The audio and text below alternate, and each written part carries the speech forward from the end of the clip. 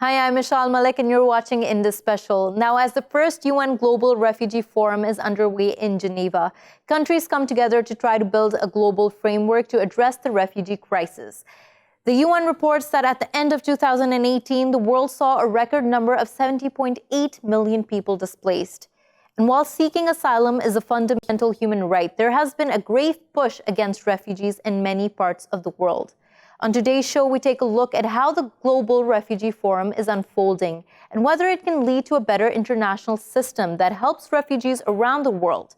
Joining us for this discussion is Mr. Schalit, who's a journalist and editor who specializes in migration and diversity politics in Europe, joining us from Berlin. Also joining us is Mr. Babar Baloch, who is a spokesperson from the UN Refugee Agency. He joins us from Geneva. Thank you both for joining us and welcome to the show. Mr. Baloch, since you're in Geneva right now, you're seeing the atmosphere.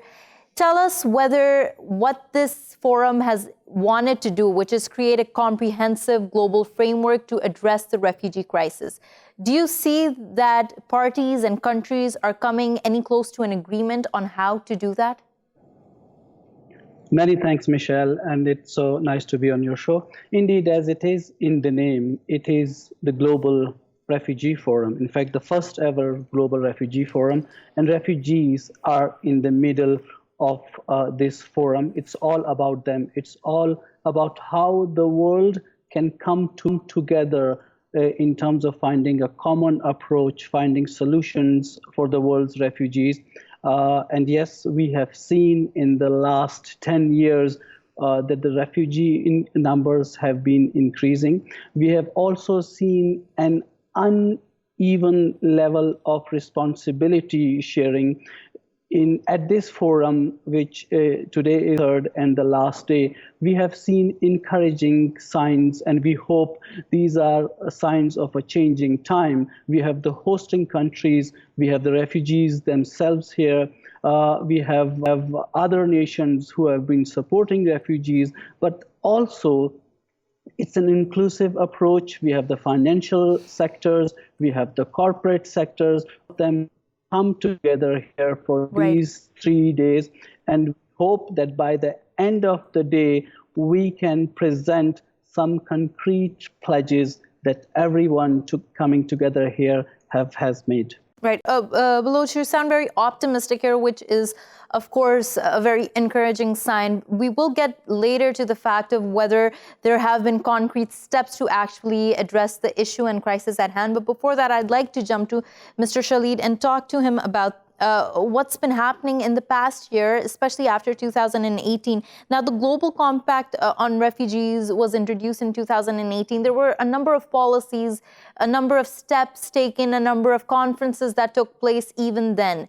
Did you feel like ever since then there was a difference made in how internationally the refugee crisis was addressed? I can only speak from the perspective of Europe, and here we are seeing no impact in terms of the rhetoric of policymakers. Last year, there were only 170,000 registered sea landings in Europe. This year, it's down to 117,000 so far. There is nothing comparable to the refugee crisis of 2015, when over 1 million people were registered arriving in Europe. But the rhetoric of European policymakers, particularly on the center-right, tends to be that we are still in a dramatic crisis and we do not have any tools to deal with it. And so having this discussion is always about negotiating reality versus the political debates taking place in European member states here at any given time. Right. Mr. Schalit, you're making an important point. I'm going to throw this back to Mr. Baloch. Now, Mr. Baloch, that is a central claim to be made. Now, talking about encouraging steps is, of course, welcomed. But the fact that this has been happening, not just now, but it's been happening for many years, ever since 2016, there was a framework that was established. It was updated in 2018. We're not seeing a change globally. Are these conferences, are these forums futile if they cannot pressurize, if they can essentially not implement any changes? I think the sense of optimism has to remain in there, You have seen the world gathering here in Geneva for a purpose, and the purpose is to see how we can best respond to the refugee problems or to the issues when people are forced to leave their homes. We're trying to bring back the understanding why people are forced out of their homes and countries. It's an issue of humanity, but also it's an issue where we are trying to encourage an inclusive policies from everyone. It's not only about Africa, Asia, Middle East, or Europe. Refugee issues concern everyone alike. Indeed, it has been quite worrying in terms of the way the language has been used around refugees. But at the end of the day, let's not forget we are talking about human beings like ourselves who, due to the compelling circumstances, have to leave their homes. And they could, whenever they need safety, they would be going to find it. And once they arrive at anyone's doorsteps, they have to be helped and supported. And that's why we are all gathered here. And as I was mentioning earlier, with the host countries, with the other nations, with all the continents present here, the corporate sector and the financial institutions, we are trying to move away from the piecemeal approach that the world has had in the past. We're trying to see how to work better, together better, and see how we can best approach to the world's refugee issues. Mr. Baloch, but that's essentially my point there. I totally agree with you when you say that the language regarding how we're talking about the refugee crisis needs to change. There needs to be greater empathy. There needs to be greater sensitivity. But the fact that most of these migration pacts, the fact that most of the refugee summits always emphasize that everything that's coming out of them is not legally binding. Is it just futile then to come up with rhetoric, but not really pressurizing states who are seeing an influx of refugees and migrants due to conflict, violence, or persecution, them not taking charge? The world gathering here since the last 3 days and talking to each other, indeed, there are diverse issues, there are diverse views, but it's very important that we realize what the world is facing today. The reality is, in the last 10 years, we are ending a decade on a note where we are seeing more and more conflict. The old ones are not going away. New ones are erupting, and there's no mechanism to deal with those individuals who are affected. I mean, so far it has been seen a country if you see in Asia, we have seen the Afghan crisis going on for over four decades. Pakistan, Iran have been center of that. We see Rohingyas coming out from Myanmar to Bangladesh. We see Venezuelans who are on the run as well. So one country, one continent cannot handle or deal these issues all by themselves. The reason we have gathered here is a realization that we need to work together. And that's why we are trying to say we hope this is going to be a sign of changing times, how we deal with refugee issues. Right. Right. Mr. Schalit, jumping back now, funding is an essential topic to discuss when we're talking about all of this. There is a grave disparity between how much developed nations are hosting in terms of refugees and how many refugees developing nations are hosting. And of course, developing nations need support. When we take an overview of donations and funding, do you feel like they have been enough? Even if you look at Europe and European donations to other states, do you feel like they have been enough to deal with the crisis at hand, which is the displacement of almost 70.8 million people? We know that the European Union and its member states are making a concerted effort to provide funding to countries, for example, in Africa, to host refugee populations at home. The problem with this methodology, at least from a journalistic point of view that we witness in European newspapers and news agencies, is that member states may be providing this investment, but it has no relationship to the political situations that are driving refugees to Europe in the first place. So in most informed opinion in Europe today, the question is, what is Europe and the international community going to be able to do to create a continent of safety, for example, in Europe that would discourage refugees leaving for Europe in the first place.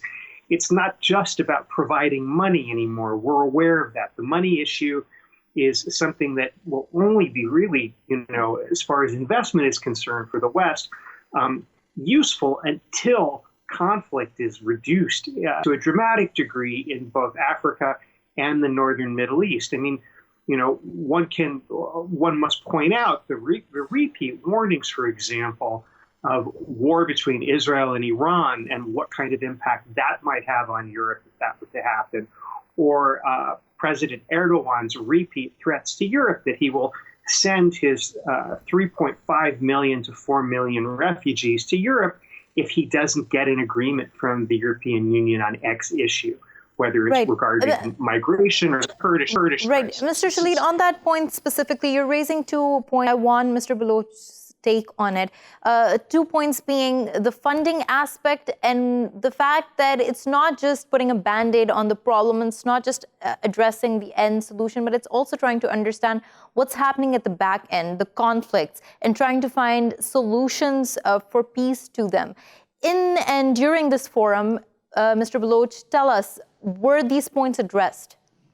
Yeah, I mean, we are trying to highlight here that responsibility sharing means a lot further or beyond than contributing financially. Responsibility sharing means you have to support the hosting countries in the world, but also not closing your own borders, asking the developing countries to keep refugees there. That's why we have been trying to talk to all countries here in terms of how legally refugees can find safety. Let's not forget, we at UNHCR keep talking about resettlement. I mean, refugees who are in the neighboring countries, many of are still vulnerable. They need support. According to our counts, 1.4 million refugees worldwide need resettlement as a vital life-saving support, and that's just not there. So we need to understand that resettlement has to be there on the table as an option, but also finding viable solutions for the refugee situations. Resolving the conflict, a refugee would be the first happiest person in the world to go back home. They're refugees because simply they cannot return home and they need safety where they are today. Right. Now, Mr. Schalit, we're thinking about all of this and the fact that Mr. Baloch explicitly stated here too that one of the aims is not just making countries realize that it's about funding and supporting developed nations, but it's also remembering that while you do that, that doesn't essentially mean that you get to close your borders. Now, when we've talked about this disparity between developing nations and developed nations hosting a vast number of refugees, developed nations hosting 80% of them. Why do you feel like this disparity continues to grow and exist? Purely because of conflict. I mean, the main issue is that developing nations are usually, with refugee crises, are usually countries that are at war. And as long as the war on terror continues to take new forms, particularly, in Africa and the Middle East, the longer Europe's burden will remain what it is today. And let's remember that Europe's burden right now is not that high. There's actually a lull in refugee crossings across the Mediterranean. The crisis is not what it was 4 years ago. Then why, Mr. Schalit, on that point, why is it that we continuously hear from Western and European spheres that there is a refugee crisis, influx of refugees, we need to open prisons for refugees, we need to host them in different islands offshore? Why do we continuously hear that narrative? There's two reasons for it. The first is that there are refugees still crossing the Mediterranean to Europe and coming through the Balkan route. And there is inadequate there are inadequate facilities and state caring for these displaced persons. To this day, despite the amount of energy that's been invested in creating those alternatives for refugees. The other aspect of the continued dialogue about this is because the alleged refugee crisis is used by right-wing parties to justify their political programs and to scapegoat against minorities and foreigners in European Union member states. And specifically, we're talking about Italy and Germany. France is a problem too, and Denmark has a terrible problem with racism right now directed at minorities. So, and migrants. So it's two-pronged. There is an ongoing inability of Europe to manage refugee flows properly, and additionally, there is a continuing push on the part of far-right parties to discriminate against minorities by using the alleged refugee crisis as the crutch to do that because they fear that Europe is becoming too multicultural. Right. I want us to listen and take a look at the United Nations Secretary General Antonio Guterres' statement when this conference commenced. Let's hear it together. Certain basic facts about our world today. I saw the way lives can be upended in an instant when struck by conflict or disaster. The way new megatrends, above all climate change, are creating new movements of people. And the way we are all connected as the eruptions and economies bleed across borders near and far. Now, Mr. Babar Baloch, when we listen to the statement, and especially the statement that talked about we need to understand the mega trends at play, which are changing the dynamics of migration, climate change being one of them. Now, we know that refugees and climate change migrants will continue to rise in the future as this issue worsens and worsens. The UN definition for a refugee is someone who has been forced to flee his or her country because of persecution, war, or violence. Does this definition encapsulate our modern-day problems? We indeed see that this problem is just getting more and more complicated. If you look at Afghanistan, if you look at Somalia, if we look at South Sudan, yes, this is a factor which is clearly affecting those who are displaced. I mean, let's not forget, Afghanistan has been in a state of conflict for the last 4 decades. A country like Pakistan and Iran, they have been hosts for over four decades.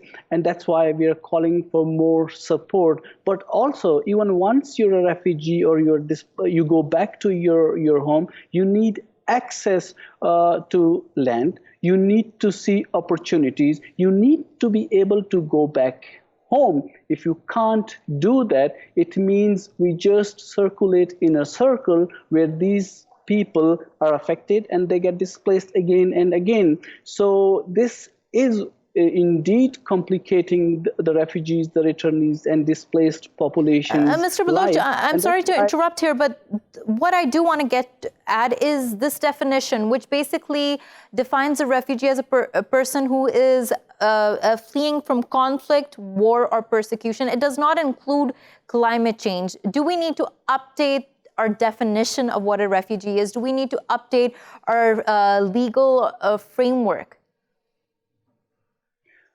For now, it talks about forced displacement, people who have been forced out of their homes because of conflict or factors of persecution. But as a reality, we see that environment could affect them as well. So if we need to respond in a better way to all those who are forced by any factor out of their homes, we need to get together. And the Global Refugee Forum is something like that. We hope to revisit it every 4 years, and we hope to build on this momentum year after year. Right. Mr. Schalit, now in 2018, 1.6 million people were displaced by disasters all around the world. And this is since the Internal Displacement Monitoring Center started reporting and trying to highlight displacement because of climate change. Now, my question still remains, are our aspirations, are the standards that we try to define this crisis by, are they outdated? Are we not trying to understand the complex dynamics that exist today? No, I don't think that we have provided an adequate international legal framework that's binding for UN member states to be able to adequately or sufficiently respond to any form of refugee crisis. I think that the UN's power to help drive international refugee policy legally is extremely limited, and I think it's more limited than it ever has been because of the prevalence of far-right opinions in particularly Western member state governments. I'm thinking of the United States, and I'm thinking of Italy in particular.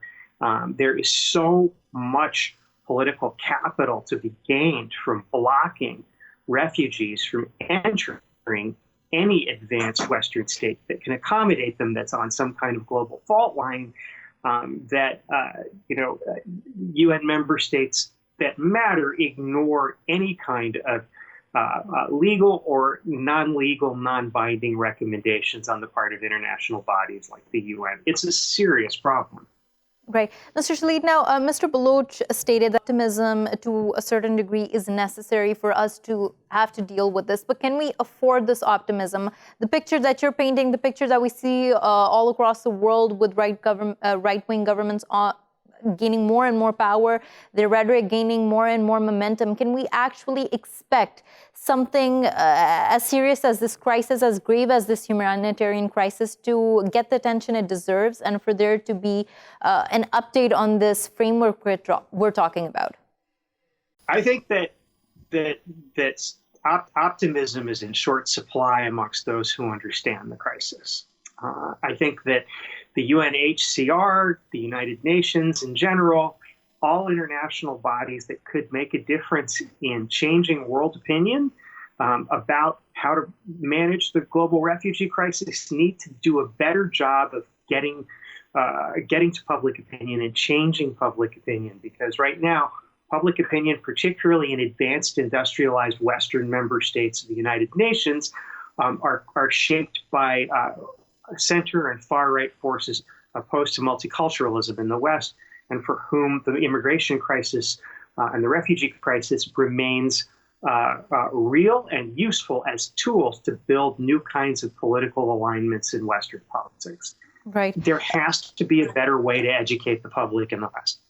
Not just education. Mr. Baloch, now I'm going to ask you this last question. Is the United Nations trying to come up with mechanisms that actually work, that can actually implement the laws, the regulations that it puts forth, especially when we're talking about migration and the refugee crisis? We're seeing all across the world human rights being violated on a daily basis, especially for the refugees. Can the United Nations come up? Does it have the power to come up with solutions that can be implemented? I mean, you're talking about United Nations. It is about nations being united. I mean, the old thinking and approaches have to change. And this is one of our contributions, where we are bringing all the nations, all individuals, everyone matters in this. This is the message from here, from corporate to private sector to nations. And what we have seen is that developing countries where majority of the world's refugees are, I mean, they are not rich, but generosity has nothing to do with the level of wealth. So that's why the call here is clear. Responsibility sharing has to be seen over here.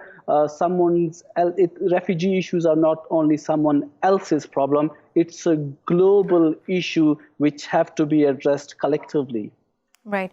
On that point, thank you so much, Mr. Babar Baloch, for joining us from Geneva, and Mr. Joel Schalit for joining us from Berlin. We're going to go for a short break. When we return, we're going to continue our discussion. Stay with us.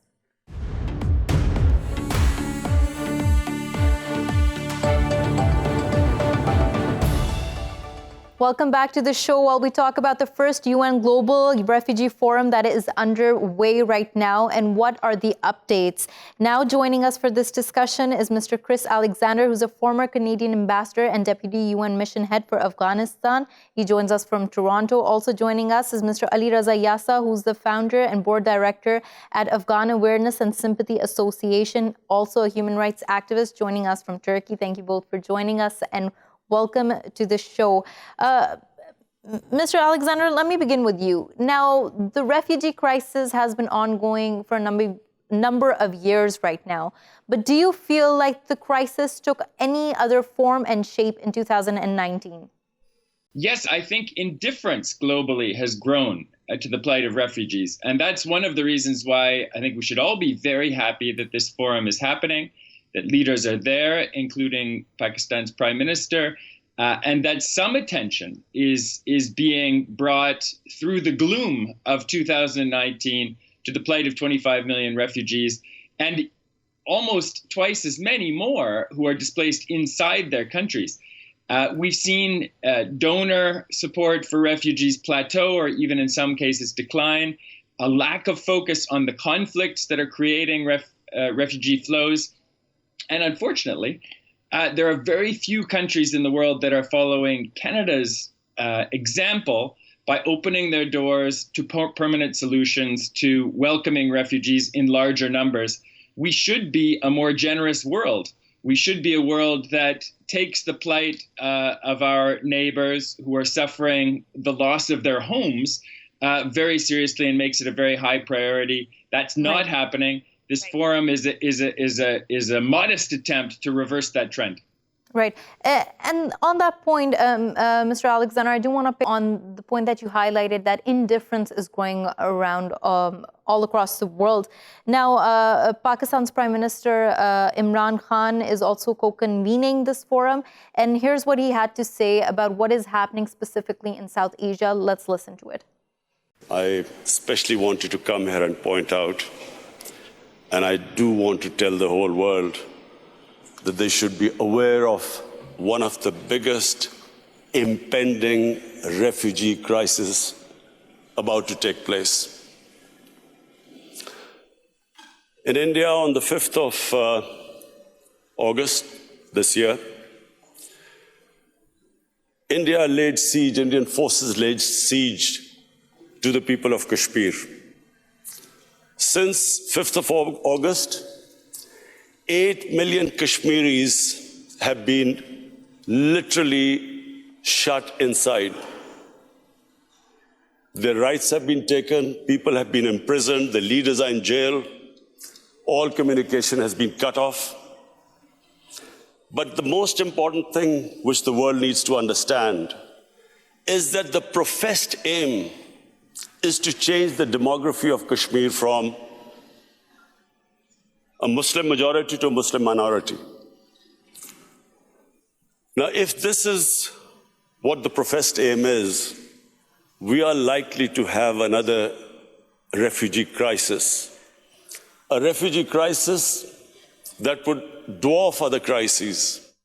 A refugee crisis that will dwarf all other crises. Now, Mr. Alexander, the point here to be made is that what Prime Minister Imran Khan is trying to emphasize is that what we're seeing happening is, of course, a refugee crisis waiting to happen, and the world is not acting upon it.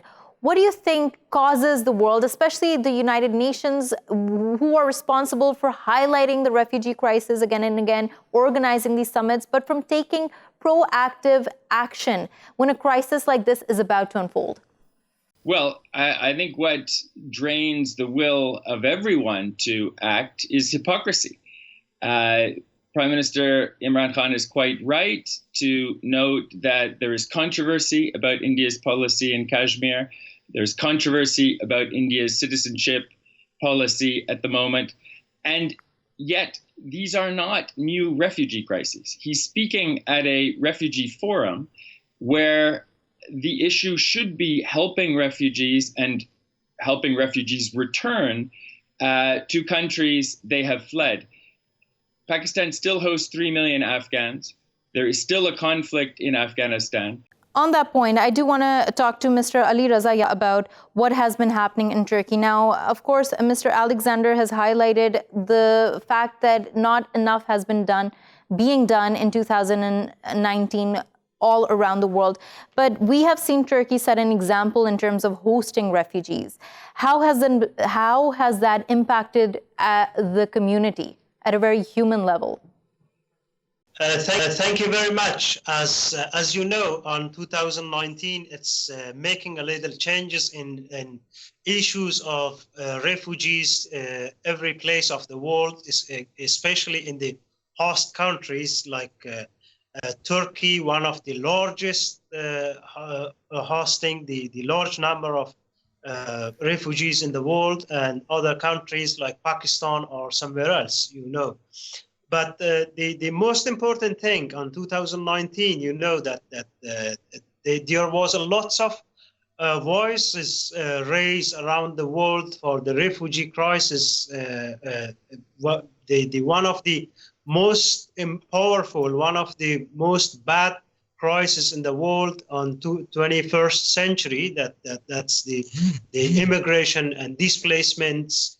That's why the world should pay attention for this crisis. Therefore, you can see the Global Refugee Forum hosting by HCR and other international organizations, that they should pay attention to this crisis, that make some solution for making a little bit these humanitarian problems and make a little solve these problems. As in the world, it's around 71 million people displacement and forced to leave their homelands, and other crises you can see around the world.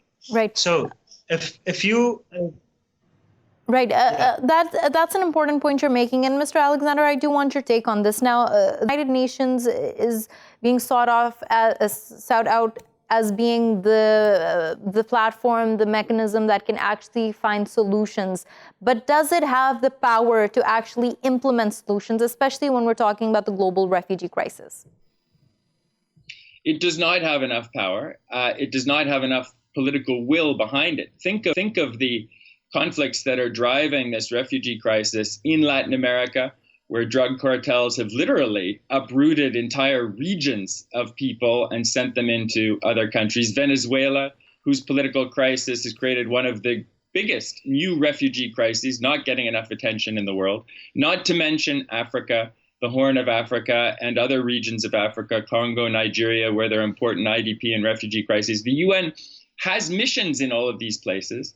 But they are not bringing progress to end conflicts, which is a prerequisite for the return of refugees. I came to Afghanistan in 2003 at a very happy time when hundreds of thousands, indeed millions of refugees were returning to the country, mostly from Pakistan and Iran. And that's because there was relative peace in Afghanistan, and there had been political will behind our mission to secure that peace in the absence of the Taliban who had fled.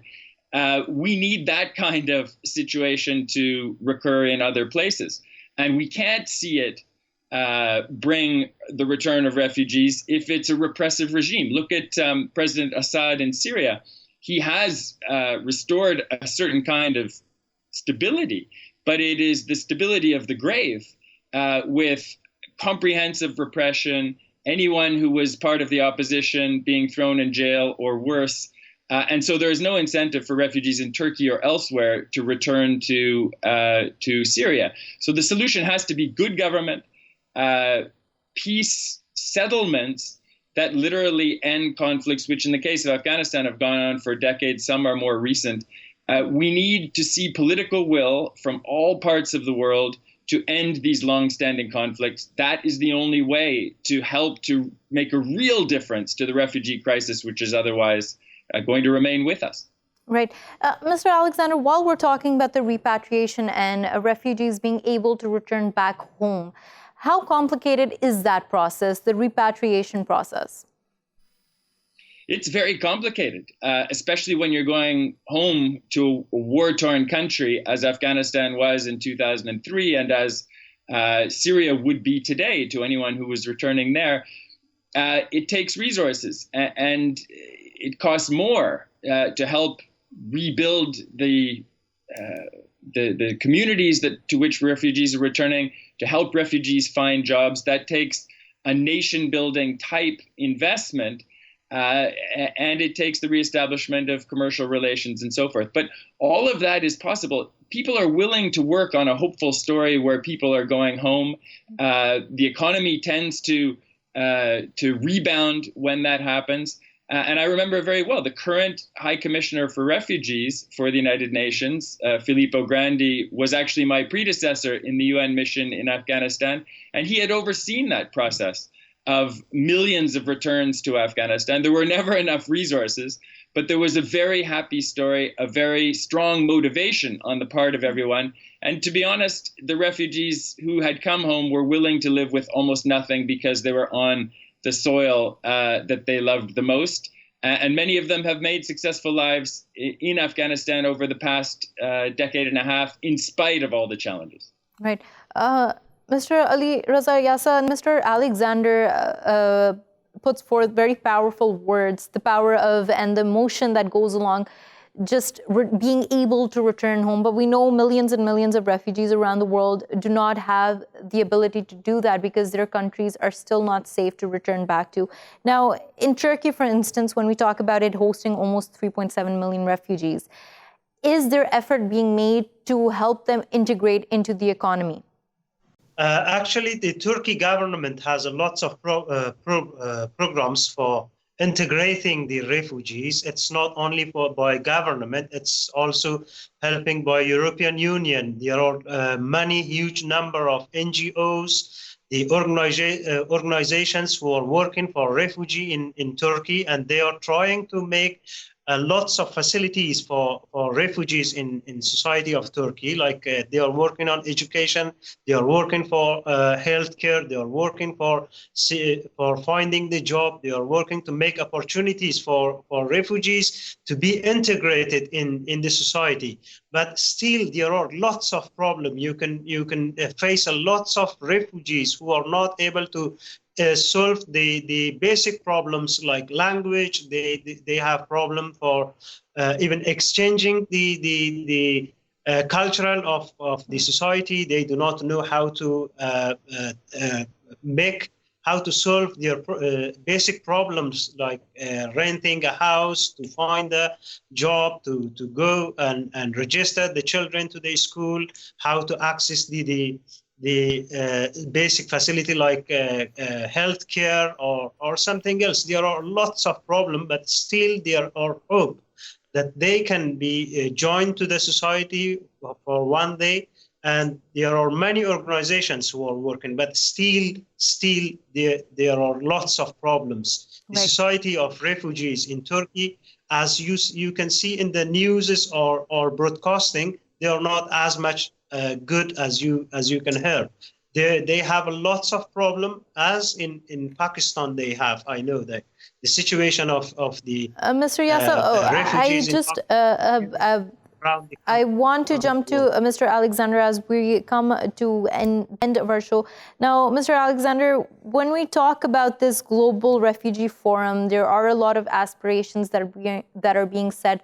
There is a lot of talk and rhetoric. But when we juxtapose all this talk with the actual on-ground political rhetoric, do you see there being a change in the near future on how we deal with this crisis? I hope so. Your Prime Minister, Imran Khan, spoke about populism in Europe, in North America, and in every part of the world as a force that is working against refugees. I agree with him that it has been a very corrosive force in the political system, especially of democracies, undermining the generosity and of societies, and driving people to focus on their own narrow self-interest, which doesn't work for anyone in the long term. But I do hope that those waves of populism have crested, that people understand are all together in this, that Europe kind of to be more generous and to update its rules to be able to accommodate and be humane towards refugees and asylum seekers, that other countries will accept more resettled. Mr. Alexander, we're going to have to leave it at that, and that's an essential point that you're making, that the world needs to realize that we can actually afford being more generous to those who are fleeing war, persecution, or any condition which is forcing them out of their homes. On that point, thank you so much, Chris Alexander, for joining us from Toronto, and Mr. Alireza Yasa for joining us from Turkey. Thank you for watching Indus Special. We will see you again next time with more stories. Till then, goodbye and take care.